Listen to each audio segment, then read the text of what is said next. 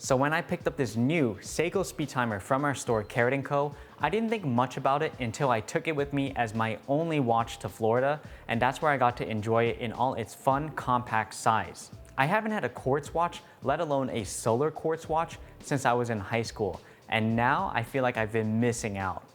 First off, I chose this black dial SSC819 version over the very popular Seiko Daytona SSC813 for a few reasons. Number one, well, the white dial is still sold out. And number two, I'm actually not a huge fan of the white colorway. While the white dial has a stark contrast I usually love, the subdials where the solar quartz absorbs light to charge the battery are purplish blue in color, and on the white dial paired with the yellow vintage clustered lume, to me that's just too many colors going on the dial. But on the black dial version, those purple-blue subdials are not as visible, so it just blends into the black dial, and then the clustered lume is just a slight pop of color which gives a little warmth to overall a all-black watch. So the black is more discreet, and the color combo is uniform and perfect for me. My wrist is about 6.4 inches, and the watch measures only 39 millimeters with a lug-to-lug of 45.5 millimeters, and it fits great. It's not too thick at 13.3 millimeters, and the thickness doesn't bother me because the watch wears so compact. Now, I have several Seiko dive watches that I love, like the SPB143 or the SLA043, both amazing dive watches from Seiko, but honestly, I find that the chronograph feature is much more practical to use than a diver bezel. I am notorious for timing random events, especially road trips, and it was always awkward trying to align a dive bezel while your hands are supposed to be on a wheel, where instead, I can just click the top pusher and the chronograph is running.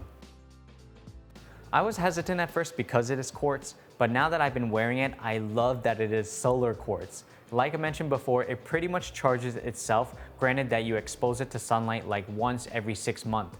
The crown does not need to be wound, the date only needs to be set every other month, and I don't need to change the battery or plug it into the wall. If I want to check the power reserve, there's an indicator discreetly at 6 o'clock, which can be activated by clicking the bottom pusher when the chronograph is off. The design of the Speedtimer is also sporty with a thick black aluminum bezel, hence why people are calling it the Daytona on the white dial version. The case is mostly brushed finish with high polish on the case sides and has a sweet curved sapphire crystal with anti-reflective coating only on the inner surface so that the dial is legible and the crystal is scratch resistant. What's also fun is that this watch is a strap monster. Aside from the bracelet, I've been wearing it on a green NATO strap or a black silicone waffle strap, and it just works so well. I know a lot of people don't like the date window, especially a date window between 4 and 5 o'clock, but most of the watches I've been wearing don't have a date window, so this was useful for me when I was on a trip. Ultimately, this watch reminds me of my Omega Speedmaster, and I mean that in a good way. Obviously, it's not a replacement for a Speedy at all, but it's a solid grab-and-go watch with 100-meter water resistance, so I'm not worried about going into water with it. I've taken it swimming in a pool, kayaking, and even at the beach. And aside from diving, the water resistance is good enough.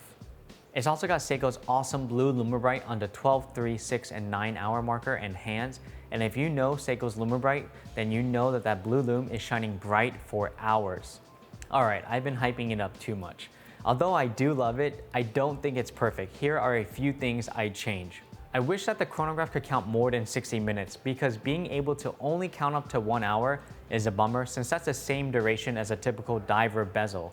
Instead of a chronograph hour counter, there's a 24-hour indicator at 3 o'clock, which basically tells you if it's AM or PM. And I find that pretty useless because the watch does not display 2 time zones, and I don't have any need for this function because I can just look outside to know if it's AM or PM. While I like that the bracelet is all brushed finish, especially fitting for this tool watch style, I wish that the bracelet itself was lighter. So because of the weight, I wish that there was drilled lug holes on this watch, just like the dive watches have, because I'm constantly taking the bracelet or swapping straps. And finally, yes, it is the date window. I still like that the date window is there, and it's between 4 and 5, which is fine, but it's actually closer to 4 o'clock than it is to 5 o'clock. So it's not centered, which can be a little distracting. But even with everything said, when the watch is priced at $675, offers a ton of value and fun, I'm able to overlook these small things and enjoy the heck out of it. This watch is just sitting and waiting for my next adventure. Thanks so much for watching this video. Please subscribe for more watch videos and like this video if you enjoyed this weekend on the wrist. If you want to match watches with me, then this Seiko Speedtimer SSC819 is available in our store Carrot & Co., an authorized dealer for Seiko, which you can check the links below for details. It's been a minute, and I'll catch y'all next time. Bye bye.